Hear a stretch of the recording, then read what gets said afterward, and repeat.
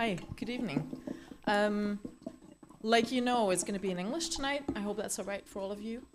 First of all, I'd like to thank you for showing up. I mean, with this weather, you could have just stayed home and watched the live stream. Because you did show up, you're all invited to the drink afterwards, where you can meet all the people in the panel and ask them any question that you're too afraid to ask in public.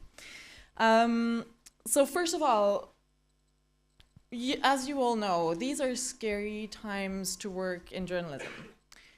Everything that we know and trust, and it's changing, it's disappearing, and big institutions are scrambling to get readers, viewers, listeners. We know all of that. And by the way, I'm the one setting the depressing tone, so we can just pick up. It's going to be nicer from here on, you know.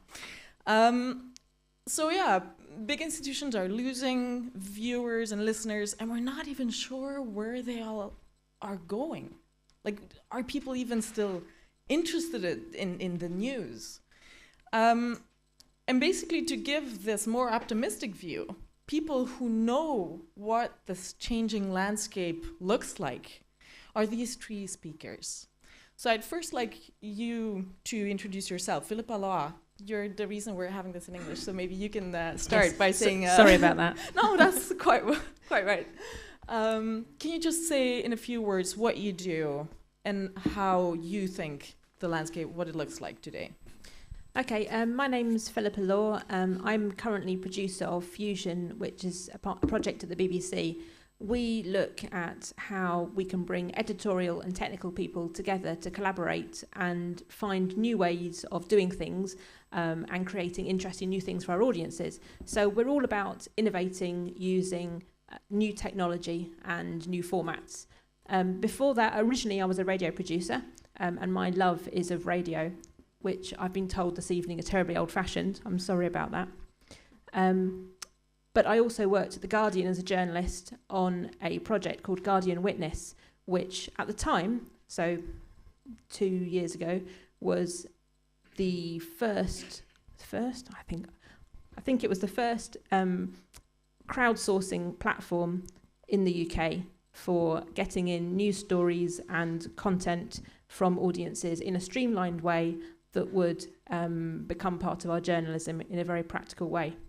So at that time, we won awards for innovation, and we thought, well, we're just talking to our audiences the same way as we always have been. But because we had this new streamlined process that would allow audiences to take part in our journalism in quite a direct way using an app and a website that would had a workflow behind it, that was seen as innovative. So what I think the landscape is like at the moment is that we need still all the same skills we've always had. Journalism is the same job in a lot of ways, but there are new tools and new processes and new etiquette for how we deal with those things. And in some ways, the things I'm going on a bit, sorry about this. Sure. But in some ways, the things that we do are very different because we're working in a new environment, but at the heart of it, it's very much what it always was.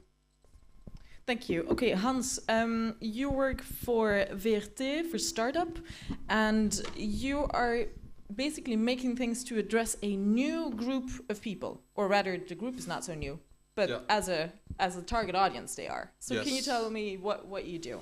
I am a product designer at VRT Startup, and what we try to do is we make new products or invent new products and try to do it the lean startup way, so fast and with a lot of failure, but we're getting there, and more specifically for audiences that we are not reaching very well.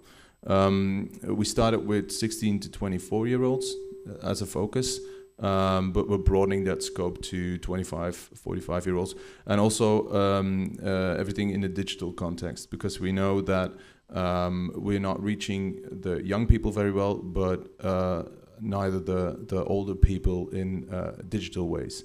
We're still sometimes stuck in the traditional ways, the TV and radio, but we see that we call them digital immigrants, not digital natives, but we're not reaching them very well in news and current affairs. And can you give me just 2 examples of the products that you developed to reach these very young people? Yeah, for teenagers, we made a news app because we noticed that we talk a lot with our target audience, with teenagers in this case, and we noticed that they are actually interested in news as long as we give it to them in a proper way. And I'm not saying that we don't try to do that on TV and radio, but they don't feel served when it comes to current affairs and news. And with our news app, which is called News, 3 U's, you can install it if you have an iPhone. We try to tell them the news or bring them the news in a nice mix, but also in a way that they can understand it. Because we noticed that was a problem. They see the news, they hear the news, but they can't understand it. So that's what we try to do. We developed a new way, or a very specific way of storytelling. How do you tell to a 13-year-old that something's going on in Syria, or what is IS actually?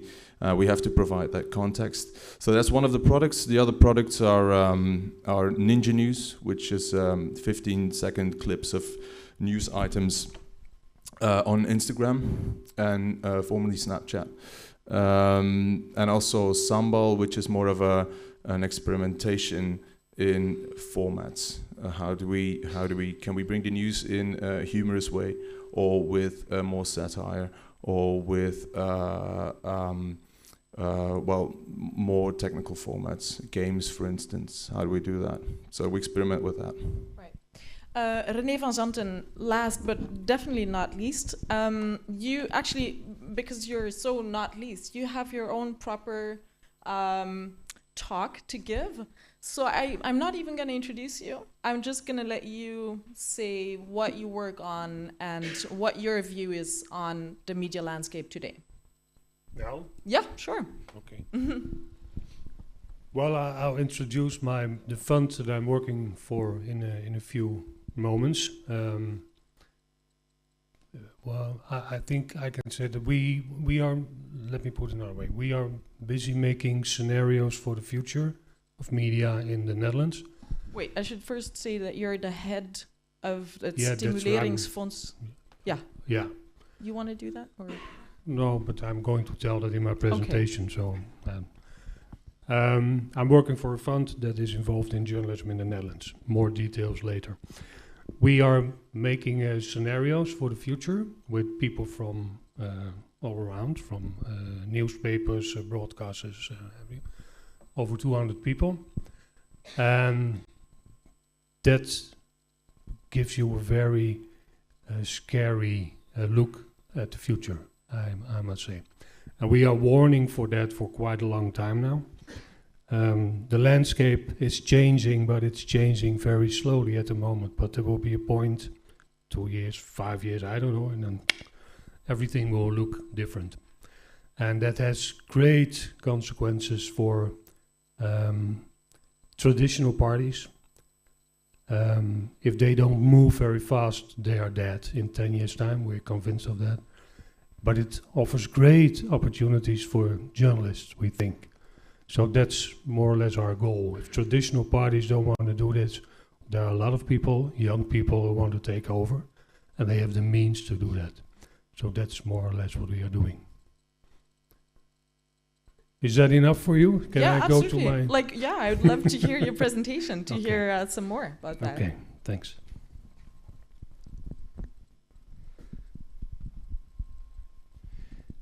If you have any questions during my short presentation, please don't hesitate. I don't know if the moderator agrees with that, but I always like it when it's a little bit more interactive. So this is my name.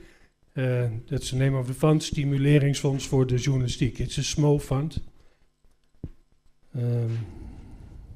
This is how small it is. And most of the people you see on this picture work not with us anymore, or they work half-time or something like that. So I think we have about 4 full-time equivalents. It's small, but we are trying to be very effective. This is our mission, our statement. So that's what we try to do. I'm here to talk tonight about the subsidizing the programs we have, but we think that we would like to be for almost a sort of hub for knowledge on media. So that's why we do a lot of research. We have our own researchers. And we organize a lot of conferences and workshops and things like that. I would like to talk with you about 2 programs we run. The first one is our innovation program. We had a committee a few years ago. I'm going to stand here. Commissie Brinkman, I don't know if you have heard of them. And they published a report on journalism in the Netherlands, and they were very gloomy. It was very serious. So the minister who ordered to make that report, he had to react in some way. So he gave us 8 million euros to spend on innovation in media. And that was a wonderful program. And there were a lot of parties who all got $1 million or euros or 1.5. And the effect was not really that great. This is what we did at the time. When the 8 million euros was spent, we thought we should try to continue this program, but do it in another way. So what we did was we lowered the ceilings. We said you can get no more than 100,000 euros. And you have to be, we tried to coach you a little bit more. And the effect was that we got all people, young people, startups who were coming forward for the subsidies. And that turned out to be much more effective than giving your money to big parties like you have them in Belgium. This is, by the way, things, how do I get back? I don't know if you know these programs. These are the results of the programs we run. You probably know Blendel. We subsidize them. The other one is RT Reporter. They have a great application. You can see by Twitter, by tweets, what the actual news is, how it's going to develop. Meta Maps is a great program we have. And Follow the Money is also something we do. The problem is we have traditional parties who are not willing to move very much, and we have young startup media companies, and they don't connect somehow, because there are different ways to do that. But if a big company buys a young company, then the young company is going to die, because they are sitting in a newsroom and they don't feel at home, and the atmosphere is different, and it's not going to work. If you keep them at a distance, you don't know what they're doing. So we challenged traditional parties to find a way to do that. So we tried to connect them. We had a meeting last year in The Hague, and we asked all the startups to present themselves, and we asked the traditional parties, representatives of traditional parties, to make their acquaintance and see if there were parties that they could work with. It was a nice meeting. You know him. He's leased by you. So here they are shopping with all the startups, see what they are doing. And this was really really fun to do. People could explain. Sometimes they were a little bit lonely, but most of them got a lot of company, a lot of attention, and sometimes they did business. So that was really good. This is the result. Of course, we try to see what the effect is of what we are doing. And here you can see the way the money is spent on the which products. But I think the other one is even more interesting. This is the effect of the programs. So you see what is blue is they are continued, purple is continued, green is continued and even expanded, and the red ones are not continued, but that could be because sometimes it's research or sometimes it's a project that is ready after 2 years, so that stops. That's not really a problem. These are quite good figures. We are inspired and sometimes compared with the NICE Foundation in the United States. And they always say if you run an innovation program, then it's very natural to say 1/3 fails, 1/3 is okay, and 1/3 is a success. So we're in that category, I think. This is more or less the same. The challenge. We had a prize in the Netherlands. We had a prize for talent, but it wasn't working very well. So we went to the Knight Foundation. They have a program called The Challenge, and we tried to see if we could copy that in the Netherlands. And that's what we did. And it's aimed at young people, students, or students who are graduated for about 1 year. And this is very different from our innovation program. The thing is, you have to work with us and attend workshops. Every year we allow about 15 parties to enter our workshops. And each workshop, one of them is going to go home. Because what you learn there, you have to apply on your idea, on your plan. So your plan has to improve every week. And if it doesn't, you go home. You get some presents, but you go home.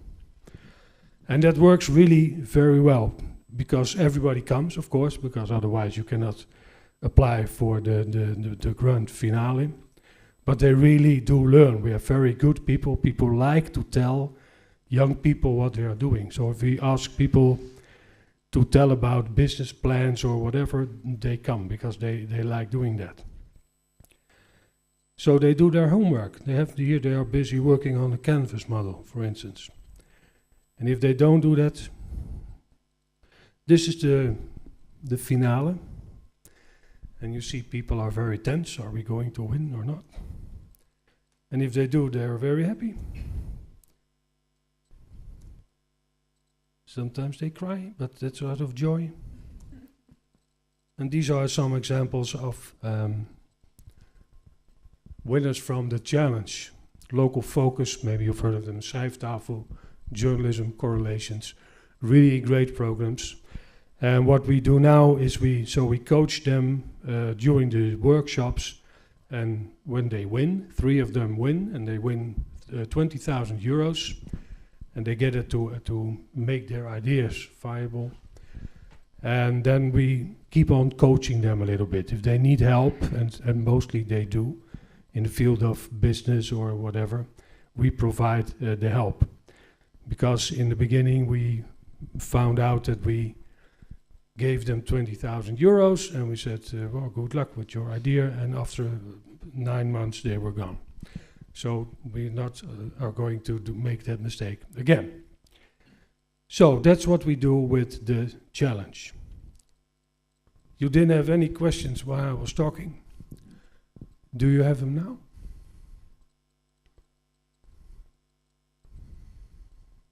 Could I just then jump in and ask you a Sure. question? Could you explain a little bit more, like 2 projects that were funded with the challenge? Could you explain what they do? Yeah, sure. The Local Focus is a program that won the challenge 2 years ago. What they do is they gather data and they make packages out of it. And they offer that to regional newspapers, for instance. So they have data from all over the country. And they say, these are the data for your region. And you can use it, and we can visualize it for you. You can do with it whatever you want. And that's really very successful. And they're going to expand to, I think, to Belgium too.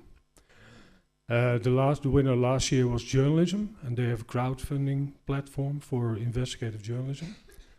And we thought, well, there are crowdfunding platforms for journalism already, but okay. And they are amazingly successful, because I think in the Netherlands a lot of them failed, and now suddenly they are successful. So almost every week we see stories in newspapers that are there. Yeah. Why are they? Well, we think that it has to do with timing.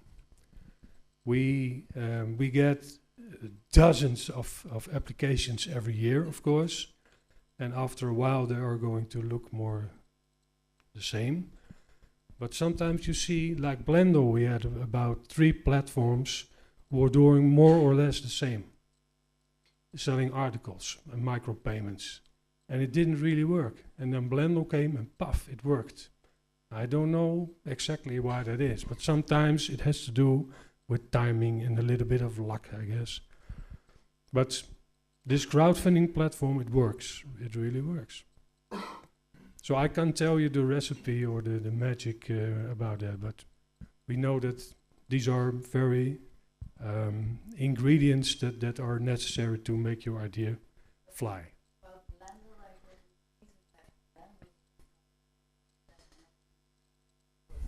Yeah. Yeah, well, there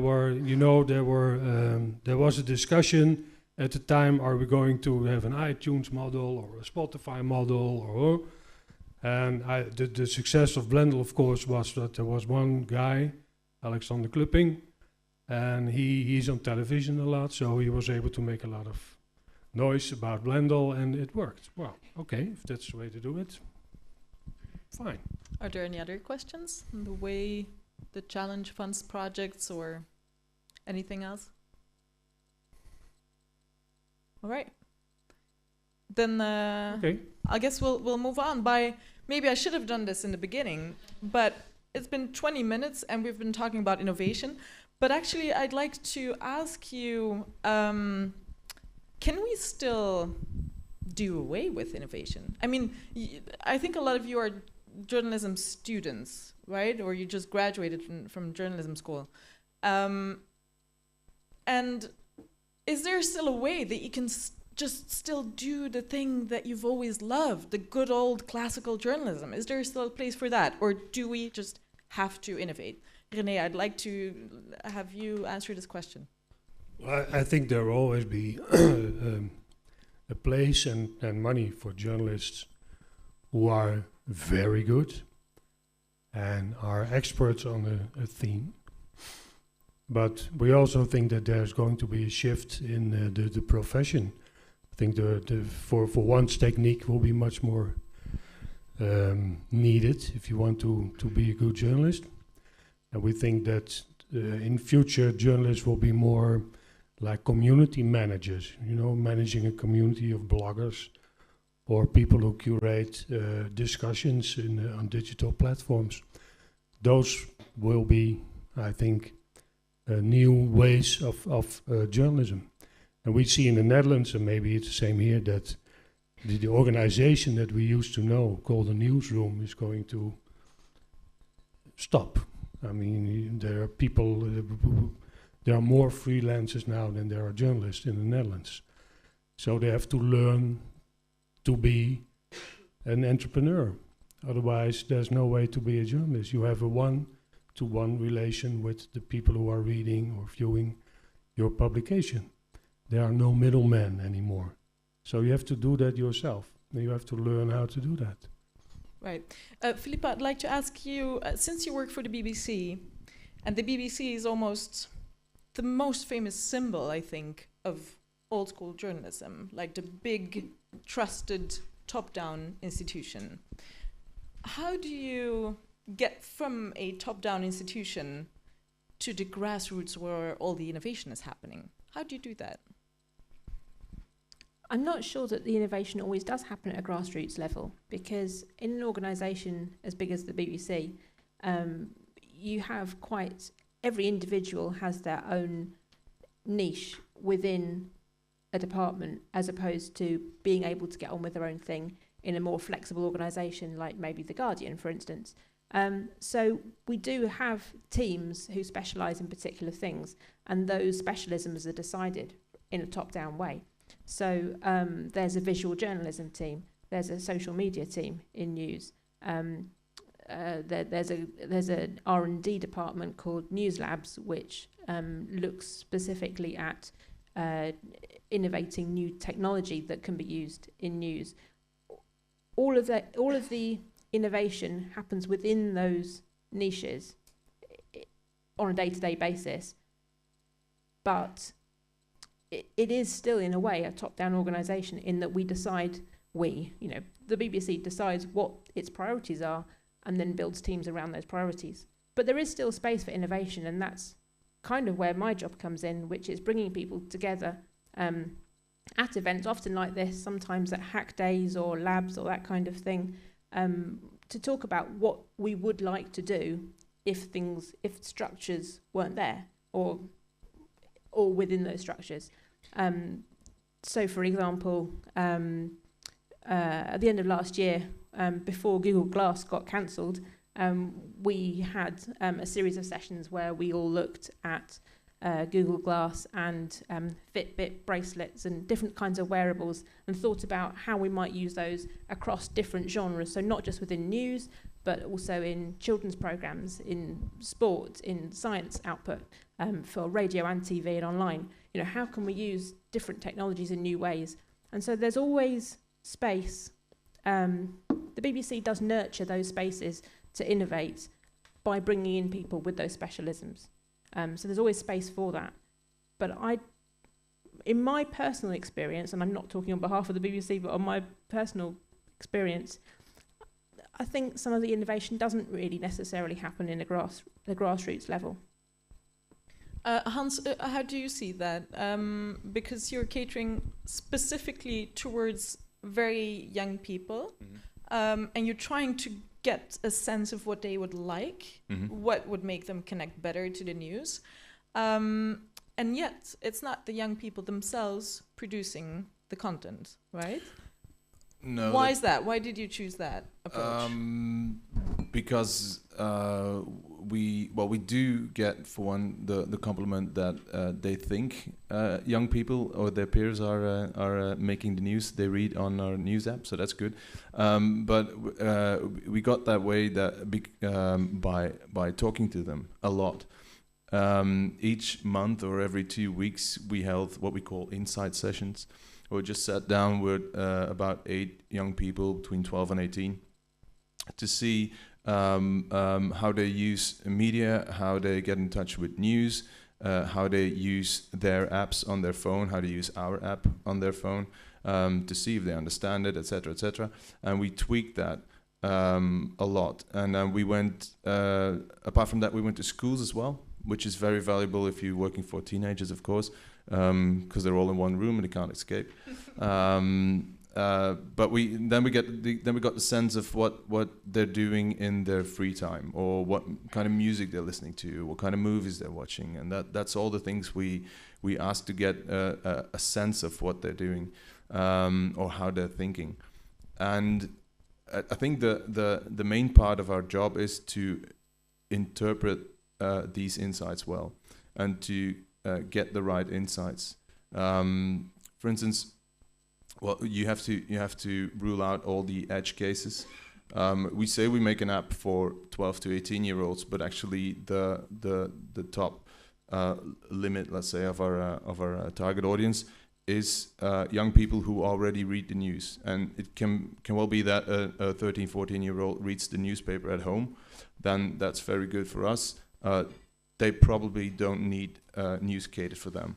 It doesn't have to be an 18-year-old, but there's 25-year-olds who still watch Klara, the children news show, because they don't quite understand the regular news. And I think it's a matter of interpreting the insights that we gather from these talks and from these school visits, to see what we have to do to explain them the news and make them understand it, because that's the hardest part of our job. Yes, we make an app, but that's just a medium. We try to make them understand the news, and we so in terms of grassroots, it's not so much a grassroots movement that the product ideas come from them specifically. But we do interpret, and it was a learning curve, of course, because we made a lot of wrong decisions as well. But thankfully, we have the room for that.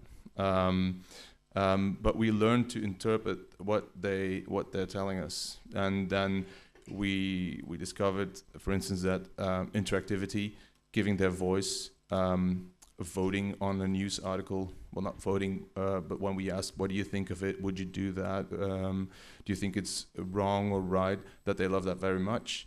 Humor is a big part, and it's a way to capture all that and condense it into a new form of storytelling, actually. Yeah. René, before you explained that in your previous setup at Stimuleringsfonds, you would give the people who won the challenge the money and send them on their way. And you stopped doing that, and now there's more of a coaching involved, and it's only certain people that even get to the point of applying for the grant, the people that you've carefully selected and you have really done the whole program. Right. So that means that the Stimuleringsfonds is really a gatekeeper of sorts of the innovation that comes out of that. Yeah.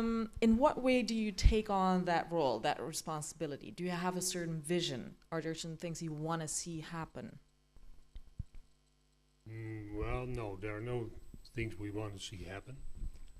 So we don't select by themes. There are people who want to do that. I think the team should come from the people themselves. We have to respond to that. We are doing this for a very long time. So if we get ideas from young people, we can select what makes a chance and what does not. And after that, it's really taken over by experts. We don't do that. We invite experts every session, and we ask them to judge every project that there is. And so we have a lot of people who are involved in this process. Not just us. I wouldn't dare to do that. No. And so, okay, in the project that are selected or that do make it out, do you see trends? Well, yeah, that's more or less what the lady in the audience asked. The strange thing is that we see trends coming back. Like a few years ago, we had a lot of trends about personalized news. And then it more or less disappeared. And now it's coming back. I don't know why. It's coming back. Everybody, maybe it's because we have made progress in a technological way. It's easier to do, it's better to do. And the strange thing is that you have, on the one hand, a discussion about privacy, and on the other hand, we all want personalized news. So that's a discussion we're in the middle of that, I must say. But that's definitely a trend. That's definitely a trend. Can you name another trend that you can see? Well, like I said, crowdfunding is starting to come up very, and that's really is quite logical. We have in the Netherlands over 5,000 people who want to be journalists, but they don't have a job. So crowdfunding is going to be big. I think they really are getting much smarter in doing that. People are more involved and more interested, and that's really something that's coming up. And for television, it's very much integrating a second screen into a first screen. That's what a lot of people are doing right now. So add useful information to the first screen, because nobody is looking linear anymore. I don't know what you call it. So you can add information to that, and that's what a lot of people are working on right now. Mm-hmm. And Philippa, I'd like to ask you a little bit about the crowd, because crowdfunding is, of course, just one aspect, but you can tap into so many things that the crowd of readers, listeners, viewers has to offer. In what ways do you do that, or what do you see that are the most interesting or novel ways of doing that? I think, okay, I'll give you one example that I'm really proud of. So when I worked at The Guardian, there was a particular issue going around on social media. The Guardian, if you're not familiar with it, is a left-wing newspaper in the UK for a particular demographic of generally left-wing, reasonably wealthy people in comparison to average. And so they're Twitter users, basically. And one of the things that one of our news editors noticed was that people within our target audience were getting really upset on Twitter about walking down the street with their small child, and their small child seeing a poster with an advert with a picture of a naked woman on it or semi-naked woman on it, and saying, "Mummy, why has that woman got no clothes on?" And they would have to explain, "Oh, but in our society, women are objectified," and blah, blah, blah, blah, blah, blah, blah, blah, you know. And they were fed up with that. Obviously, they didn't probably use the word objectified on Twitter because it's quite long. But they were saying on Twitter that they were finding that quite upsetting. And the editor said, "This is the sort of topic we should be covering." So we set up a project, an assignment, as we called them, on Guardian Witness, which was our platform for sourcing stories from users. And we said, if you see something, some kind of sexualized imagery in public that offends you and annoys you that it's there, show us a picture. And we thought that that was a little bit risky, asking people to send us photos of naked women in the street. But it really worked. We tapped into a real anger among our readers at seeing this stuff. And it was something that reporters could never have covered themselves. There was no way that you'd have one reporter going around Britain looking for pictures of naked men and women and taking photos of them. It would never have happened. And one or two of these examples are not news because you see them every day. But because we had a crowd of angry people showing us things, some of which were really quite graphic and upsetting, and because we were a trusted newspaper, a campaigning newspaper, and we had a writer, Zoe Williams, who was very well known and trusted, who could bring together those stories and turn it into a real story about a national problem. We were in a good position to use the crowd to create a story that would never otherwise have happened, but was genuinely important to our readers. And so that, to me, was the best example that we ever had of a story that really brought in the crowd to create something that we couldn't have done without her. And I think that it's something that also couldn't have happened without journalists, because without having a reporter, without having a writer who could go back and interview those people and turn it into a story and look at the trends across the country, again, it wouldn't have been anything. It would have been just a smattering of pictures. Right. And in this case, the example that you give, you are asking the crowd to basically be the eyeballs, like on the street, and show you a lot of pictures from all over the UK, examples of this one story that was basically still a question from a reporter at The Guardian. But René, I read that the correspondent is setting up, they're working now on a platform that you also, or a new way of doing journalism that Stimuleringsfonds has also funded, where you take the input of the crowd one step further even. Can you explain what that is all about? Well, the one step further has to do with the fact that they want to make a network of experts and publish them on the correspondent. And so those experts are not journalists, right? No. The feeling is, and I think maybe they're right, that in general, people who are graduated on a subject know a little bit more about it than the average journalist. So that's what they want to do. We think it's a very good idea, because I'm just trying to spice it up. Journalists have a tendency to take a subject and make it their own, you know. Yeah. And there are a lot of people who know a lot more about it than they do. So that's what the correspondent is going to do. They're going to curate this platform and try to ignite discussion on the platform by people who know what they're talking about. I think that's a great idea. So yeah, we sponsor that. Can I ask, how are they going to use the feedback and the conversations that they get? How are they going to? How are they going to use the conversations and the feedback that they get from the experts? If they're, I think they're just going to publish that. Mm-hmm. That's it. As it is. Yeah, but they're. I think they're going to be, like, you have this site called The Conversation. That's in England too, I think. I don't know if it. Yeah. And that has to do with you know, the bridging the gap between universities and the audience, and they do it in a much more popular way, I think. They're really trying to curate the discussion, but do it on a level that sits really high. So I think it's a great idea. And this is maybe just a little bit off topic, and I'm not sure if you're the right person to answer this question, but it presupposes a real trust and belief in your readers, right? To take them on, to take them seriously as experts. And I've noticed also, like, if you look at the correspondent in the comments section, the comments are really high quality. People don't just shout and scream and insult each other in barely grammatical language. I mean, it's actually well phrased, well thought through arguments, and so I can imagine that the correspondent would take this to say, like, to mean that their readers actually know things that they can use.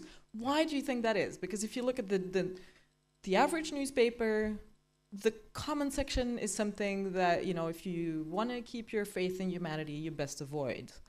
Yeah. Why do you think that is so different for the correspondent? This was a guy who also very charismatic guy, and he said the journalism in the Netherlands is terrible, terrible. So what we should have is a site with really, really, really good journalism.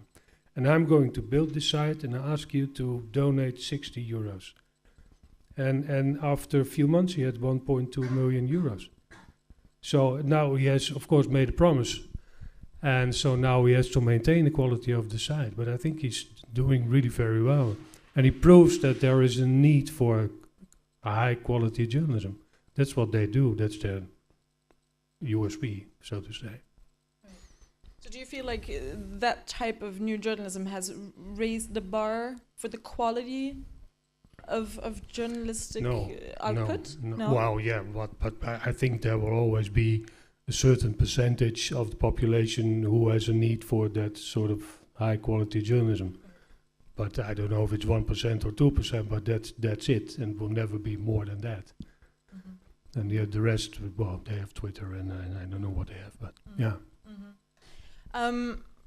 Hans, to go back to you, when you're working for, I can call it an incubator, right? Because that's what it is a little bit. Yes, we're not a startup per se. We make products in the startup way. Yeah. Right.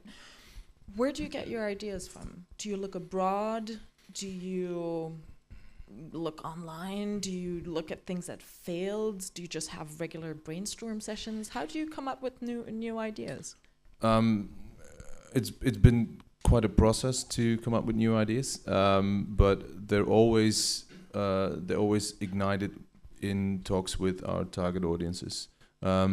Sometimes we do see things online. For instance, online the Ninja News is actually a copy of Now This News, which is an American news outlet which publishes 15-second clips on Instagram. We just took that on our tour of talks with young people. We showed them that, and we say, "Do you like that? And would you like VRT to offer you something like that?" And it was very positive. So we did. So it can be as simple as that. Can I just interrupt you for a small second? Yes. I'd like to poll you guys, because when I was researching this and you told me about Now This News, as it was formerly called, I have to admit I'd never heard of this. Maybe it's my age, you know. But so what about you? You guys are younger. Had you heard of Now This News before? Could you raise your hands, all of you who had heard of it? Okay, so it's not just my age. Good. So could you explain a little bit more? Like, what is it? It is actually a news item condensed to a little video clip of a maximum of 15 seconds with a voiceover, with imagery, of course, video, and with text overlay. And it's to give you a quick update about a certain news item. We like that very much when we came across it. And we noticed that it's very effective for people who want quick updates in between their other Instagram feed or Facebook feed. We also noticed that it's not quite that good to give context because very short form. Also, we noticed with younger people that they even skip the 15 seconds. They think it's quite long. It's well, you can explain something in 15 seconds, but the younger they are, the more they skip it. But anyway, it's more to do about context because they need that. But yeah, if we come across something like that, and I say it can be as easy as that, because there's not a lot of people who know it, and it's not because it's been done before that it wouldn't work in a local market like Flanders. So we test that, and if it's effective, then we continue doing it. But the ideas generally come from. We didn't have a lot of examples like that. They generally come from interviews with users from the target audience, and the way we interpret that, and then we try to apply the proper technology to it, to that insight. That's where most of the ideas come from.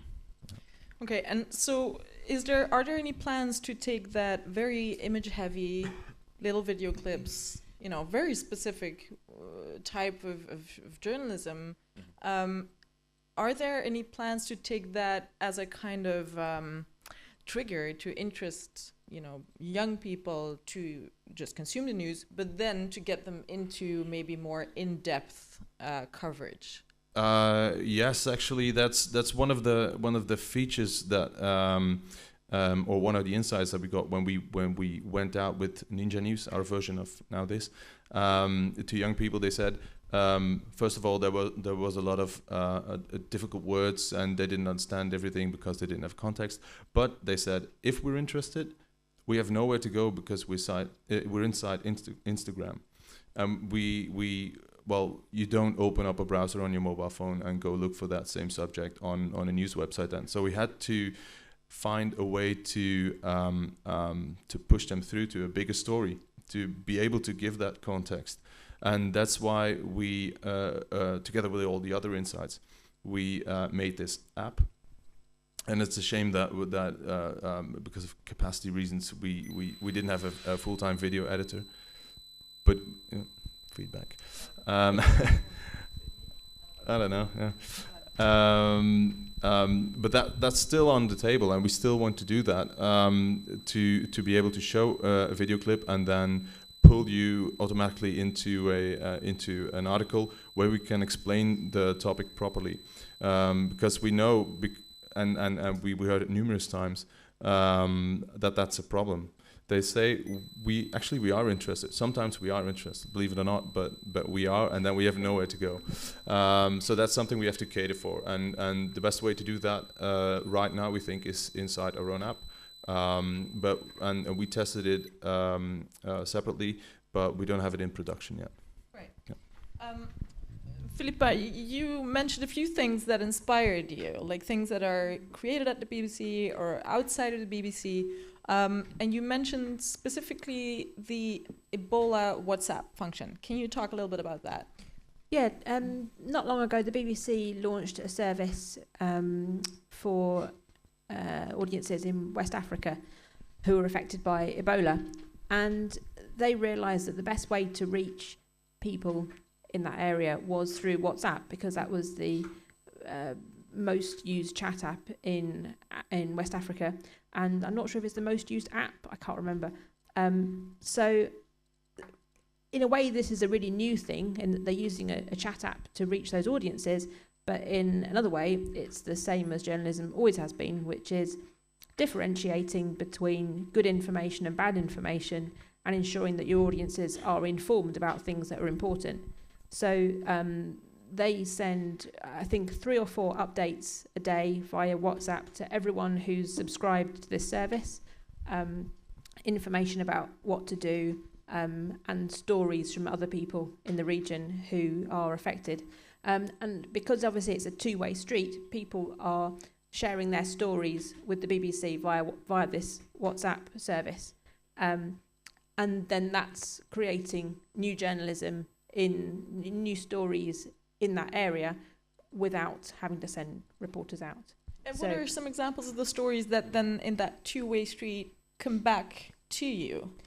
So on Valentine's Day, they put out a story on the BBC News website, which was a panel of examples, and it was all couples in West Africa saying what they were going to be doing for Valentine's Day. And some of them were saying, well, we're not really affected, but we don't really dare go out, so we're just going to stay at home and cook a nice meal at home together. You know, it was nice kind of mundane, everyday things, but it was saying, it was getting at stories that you wouldn't otherwise have heard from a region that's very difficult to report from in a lot of ways. René, suppose that you're a journalist, a budding journalist, or a more experienced one, trying to try new things. But you wouldn't necessarily want to go to the trouble of developing an app or developing a new platform. You just want to make content, but you want to do it in an innovative way. What are the things that you would recommend that people try or look into? From the point of view of a journalist, you mean? Yeah. Well, we see a number of platforms in the Netherlands where freelance journalists are getting organized. So you can just find a journalist or a correspondent or whatever on a number of platforms now. And I think that's a good way, sort of marketplace for journalists to be, if you're a freelance journalist. So you can tell what you want to do, what you can show your resume, and then you get a call from somebody who says, okay, I'll buy your story or whatever, your publication. So I think that's what I would do.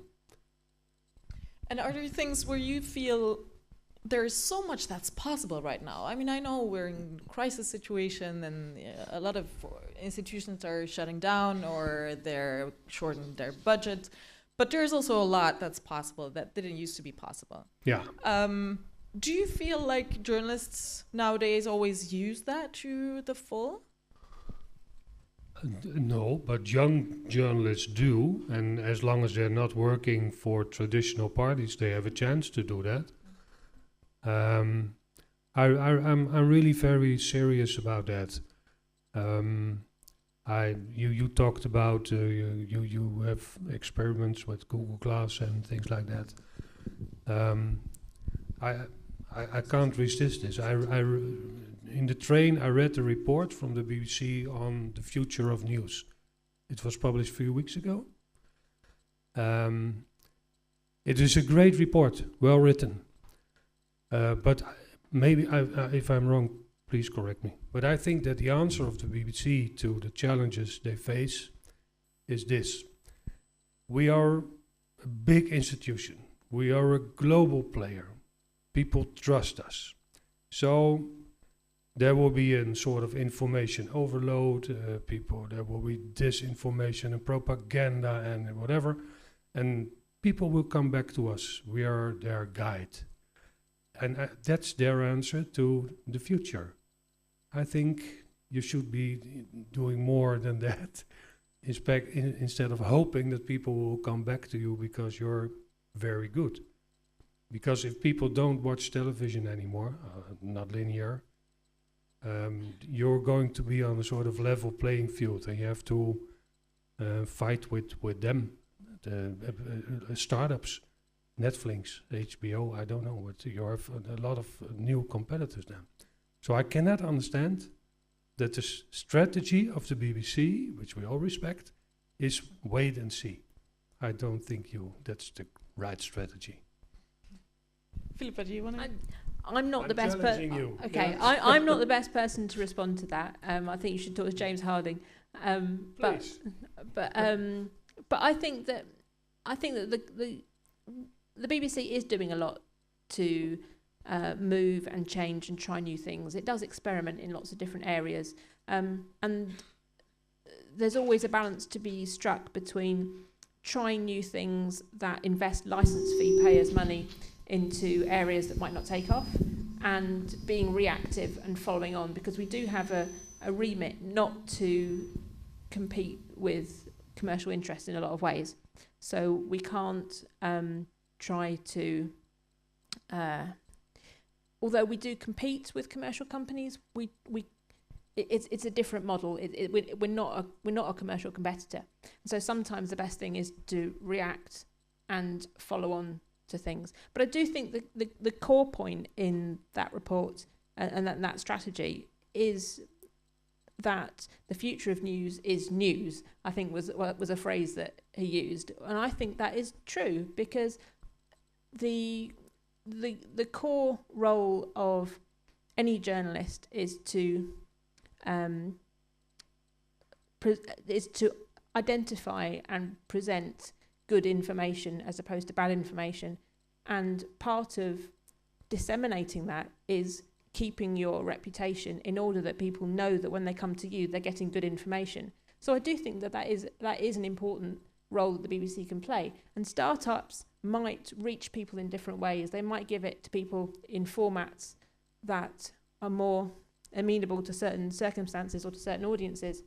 But at the core, for the future of humanity, you need to know that what you've got is something that's trustworthy. That's why I always say we are here for world peace, but but that's in the report too. There's a paragraph about journalism and that it's necessary to keep the democracy together. I think that's what we journalists, I think of myself as a journalist, would like to think very much. We had a survey in the Netherlands about news in the regional news. And it turned out that if you live in a city smaller than 50,000 inhabitants, you don't get any news whatsoever on what happens in City Hall. So that's terrible. And we asked the people in those cities, do you care? And 80% said, no, I don't care at all. Are you willing to pay for news like that? No, we're not going to pay for that. So we always look at things from a journalistic point of view. But I don't know if you ask the audience who is actually paying for news, how many fingers we will see. There were 2 in the last question, but could we ask that? Sure, absolutely. Yeah. Like, you mean for local news? Are paying for news. Uh-huh. But I think this is not a representative crowd, right? You guys you love this the news. This is a great country. Yeah. But you give us great hope for the future of journalism. Thank you. Yeah, about that, do you feel, Philippa, because the three of you, you're at the forefront, you're more in touch with the bleeding edge of journalistic innovation, Does it make you feel hopeful? Do you think that good things are happening in journalism, that it's as a field, maybe for individual journalists it's tough, but do you think that for the field as a whole it's a good thing? Maybe Hans, can I start with you? I'm going to be short because I'm not a journalist, the only one here, but I think it's good, or I have the sense that that journalism is getting more accessible with if you see what BuzzFeed does, who moved from the lighter news to the heavier news as well. I think that's getting more accessible locally also. If you see what Ideale Wereld does, for instance, you would know that it's a show on it's a satirical news program. It's making that a bit more accessible. And I think the more accessible it gets, the better. That's what we try to do as well with providing enough context. Our main goal is trying to make youngsters understand the news and not tell it in a way that they wouldn't, or that it's way too highbrow for them. And that doesn't mean you have to dumb it down, but there are ways to tell the news so that the common man can understand it. And I think that if from an outside view, I would very much like to see that happen more. René, what about you? Do you feel that this drive towards innovation, that it benefits journalism? Absolutely. I think there are wonderful tools that journalists can use now to do very thorough investigations. We use the example. One of the winners of one of our projects is called "Follow the Money." That's a quote from Watergate. Deep Throat said, "Follow the money." We always say that. Try to imagine the Watergate scandal in now, how fast it would be unraveled, and it took very long, of course, with Woodward and Bernstein. So no, I think we have great tools with collecting data, using social media, and what have you to make really great stories, and involve the public in doing so. So no, I think journalism can make great steps forward. Yeah. Philippa, and what about you? I can imagine that right now, because you're trying a lot of things that are cross-platform, right? Like you're trying to connect people who are more into programming and people who are more into gaming and people who are, more classical journalists. You're trying to connect and forge collaborations. But of course, you still have the legacy, framework and institutions and laws regarding copyright and all kinds of things that make innovation complicated. But suppose that you could just, for a second, you could dream up like a brave new world in which all these old institutions have adapted, and what would it look like? What is your big goal? What is your big vision of something that might be possible in the future? Ooh, I've not had a big vision before. I don't know. I often think about how I like the idea of bringing together all of the different things that we've been talking about. So you were talking about explainer journalism, and I think that that's a really important thing for journalism going forward. Being able to put things in context and explaining things in a deep way rather than a surfacey way is important. And what you were saying about the correspondent having experts on a panel because they know more than journalists, that's absolutely true. And I think that if those experts are feeding into the explainer journalism, that's amazing. And having data to be able to get at stories that you wouldn't otherwise have had, and then maybe using algorithms to sift through data overnight while you're asleep and identifying those leads and those patterns that you're looking for. If all the people with all of those skills, so community management, explaining, verifying stories, coding, everything, if all those people were more joined up, and then obviously you got your visual journalists in at the beginning so that they can figure out where they're going to have the infographics. But if all those people kind of worked more closely together, then you could create huge stories really quickly of great quality, and it would have that caliber and that gravitas. Thank you. That sounds pretty good. Yeah, I think ending a talk like this on the word gravitas, that's something, right? Are there any questions? There's a microphone that will be passed on. Oh, come on. This was nice, right? Thanks. Yes. I have a question for René van Zanten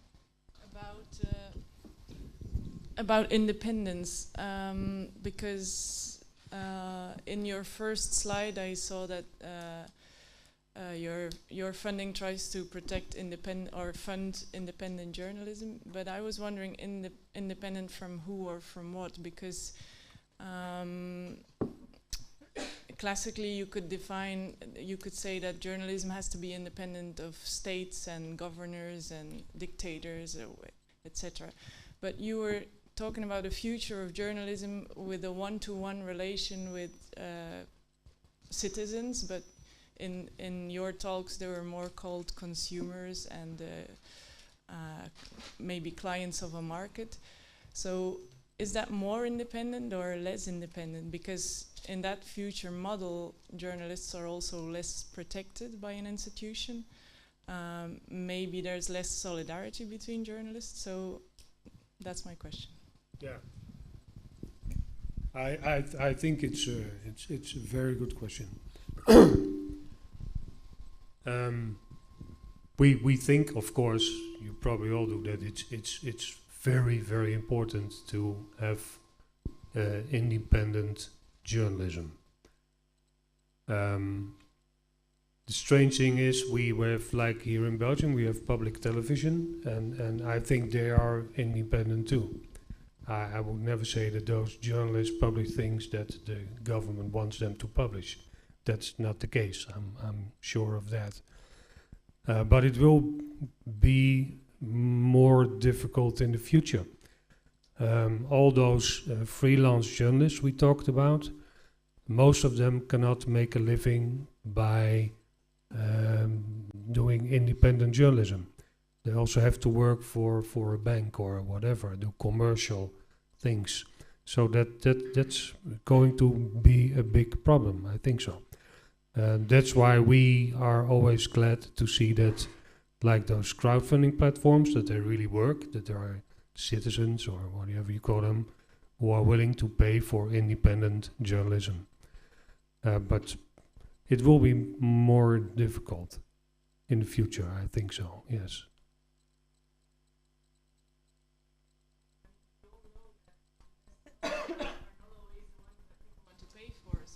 True. Solve that in this future model of Yeah, well, it's true. But if the public is not willing to pay, if they're not willing to pay 300 euros for a newspaper or whatever to watch the television, then you get models where I'm sure independence will be the victim. There's not really a way out of them. When we published our report on regional news a few weeks ago, there was a discussion about government giving 50 million euros a year to make sure that in every province of the Netherlands there would be independent journalism. I don't know, is that independent journalism? That's what the discussion was about, of course.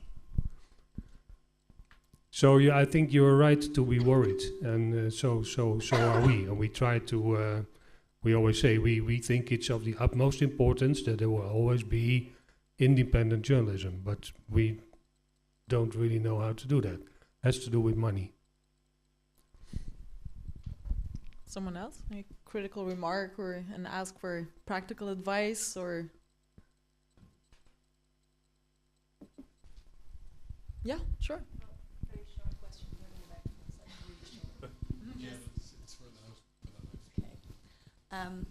Your project, does it only work for people in Holland, or can Belgian people as well go when they have a great idea, come to your funds? Yeah, well, you have to get a Dutch passport then, because I'm afraid it's Dutch taxpayers' money, so we spend it in the Netherlands. We have to do that. But Too bad, but maybe you can set up something similar in here. Why not? Yeah, Edith, maybe you'd like to reply to this? It's a very question? cheap program for us. Well, we try to set it up in Belgium. We try to convince the poor Flemish government to set up a kind of foundation for innovation too, but it will be tough in these times to convince the government. I don't know what kind of arguments we should use to convince them. Yeah, well, if you can tell them that it's a very cheap program. It is. Well, for us, it's great to see. I always like the challenge. We do that once a year, and then of course we have 12 meetings, and you see young people, and they go through all these efforts and all this pain almost. And in the end, they have a chance to win 20,000 euros. And if they do, they say, now I can live for a year. So it's so different from traditional parties who want a lot of money. And it's amazing to see what young people can do with limited funds, because they are smart and engaged. And so we really like the program. And if I can help you to recommend this to anyone, I will do that, because it's not very expensive and it's very effective. It creates a lot of energy and creativity. Do you find that the ones who have not won the money also go on to find other ways of funding their ideas? Sometimes they do. Yeah, sometimes they do. And sometimes, they have just a shot, see what happens. But sometimes they go on. And sometimes they even, if it doesn't work at the challenge, they try to apply for the innovation rounds. And sometimes that works, because they evolve, their plan is better. So we try to help them if they are sent home with their presents. We always say, come and talk. Let's see if we can improve your plan and see what happens next year or whatever. Yeah. Any other questions? Yeah. You have a question for us. So it's not about the finance or anything, but you talked about news of Sambal, and I'd love to know which articles are or publications are most popular, because you've got a whole different target group. Are these also the stories about Astrid Bryan? Or, yes. Or yeah, not the stories about Syria. No, not at all. No, but we have a very specific mix of stories in news.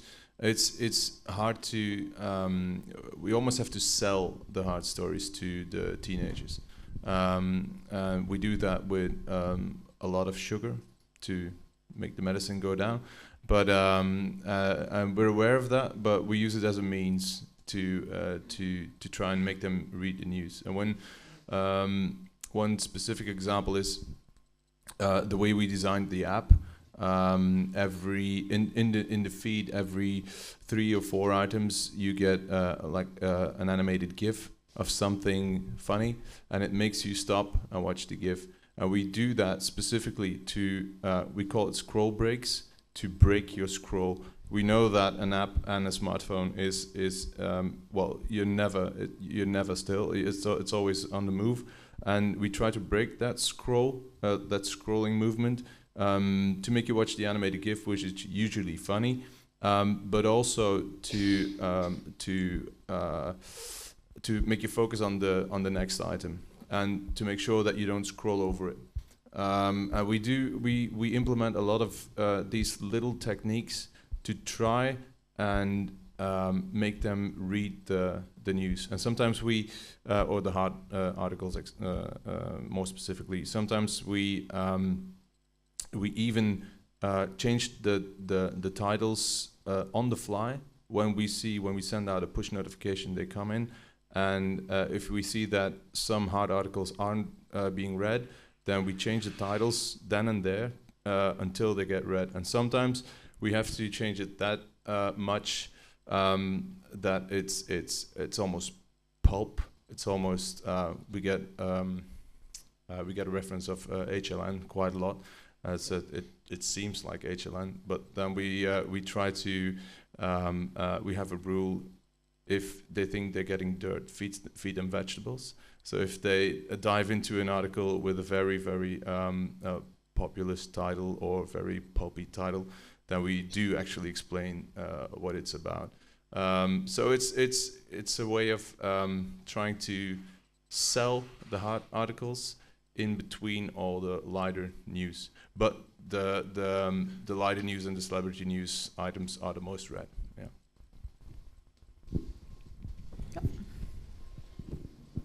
Yeah.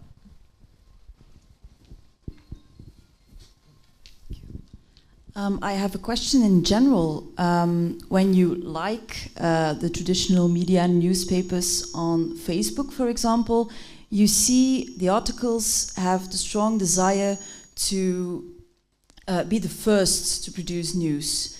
And most of the time the articles are full of mistakes, spelling mistakes, mistakes of content, but they're first, and they're going to be shared, and they are the most popular at the moment. And my question is, are we stuck in a loop, or are there ways of escaping the desire to be first and instead producing quality news? I don't know who'd like to reply to that, Philippa? Well, certainly at The Guardian, it was never like that. I've never heard anyone say that. It may be very different here to in the UK, or maybe very different at The Guardian, I don't know. But certainly our Facebook posts were very carefully crafted and scheduled, often hours in advance, rather than being the first with news. It was often the things that we thought would do well on Facebook rather than the things people wanted to know about because they were new. So I just sort of wanted to say that doesn't sound familiar to me. I don't know who of the two of you is best suited to reply to this Well, I question? don't have any. I'm not a publisher anymore, but I do know that Facebook is very, very important for news companies. I know that we have a news site in the Netherlands from the Telegraaf, and I think 80% from every viewer on the website is going through Facebook. So it's big, 80, yeah, it's big, yeah. So it's shared, and then they come to the site. So I'm not sure if that was your question, but I know Facebook is very important for them. And I think people decide themselves what articles they find popular and want to share, and I don't think there's anyone directing that, or no. I wanted to add that for our younger audience, we do exactly the opposite. We know that we don't have to be the first with a news item, because they often read the news only day after, if they read it at all or hear about it at all. We have to be the best at explaining it to them, and we often don't pick up on what we call jokingly political soap stories. Someone says something and then there's a reaction. We only pick up on it if you can't avoid it anymore, or if there is a proper decision made. So there's a lot of things that we skip that we don't bring for our younger audience. But we never try to be the first. We do know of for instance, Circa. Don't know if you know the app. They have very specific mechanisms to be the first and to reuse content they made before. So I think there are ways to avoid those mistakes if your publishing mechanism is set up properly. But I think it very much depends on your audience. Okay, we have time for a final question. Anyone? Yeah.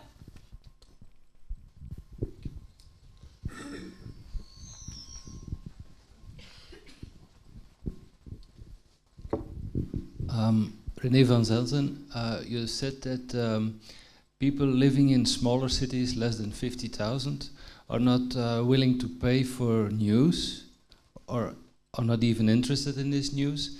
But does this mean that there is no need to get this news in these smaller cities in order to, like you said, to protect democracy and to inform them in a proper way? Yeah, sure.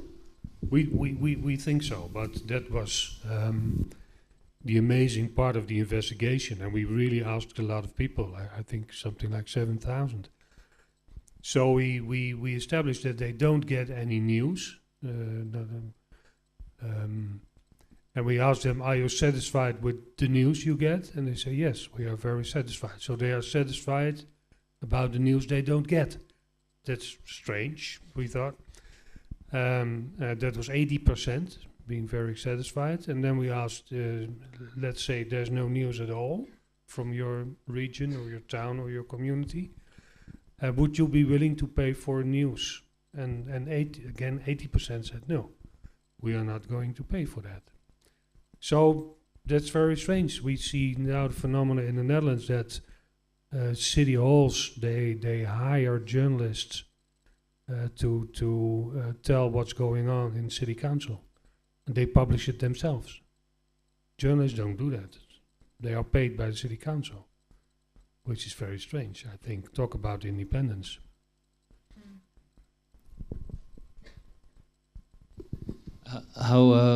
If yes, so the answer is yes, there is a need for proper information. And how can journalism fit into that lack of information in smaller cities?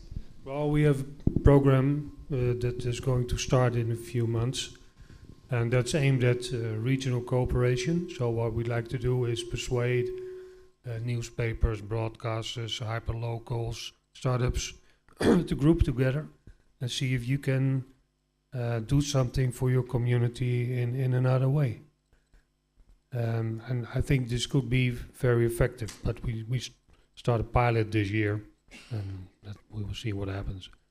And of course, again, you see that local television stations, hyperlocals, startups, they're all willing to do this. But newspapers are all, we'll sort it out ourselves. So I don't know, but I think there is a lot of room for interesting experiments, especially in the region, and we will do that. Well, thank you all for your questions and for your attention. If you have any more questions or you just like to talk to any of those three people, they will be at the other building. There will be drinks. But let's for now just thank them.